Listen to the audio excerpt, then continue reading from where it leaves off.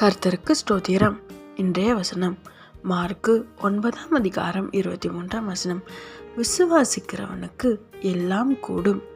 Mark 9:23.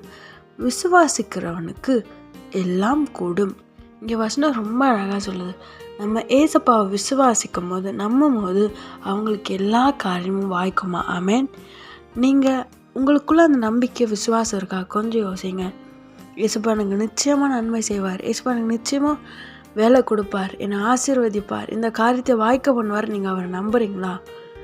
அவரை நம்பும் போது விசுவாசிக்கும் போது எல்லா காரியங்களும் ஆகுமா? ஆமேன். எல்லாம் கூடும். வேதவசனம் சொல்லுது.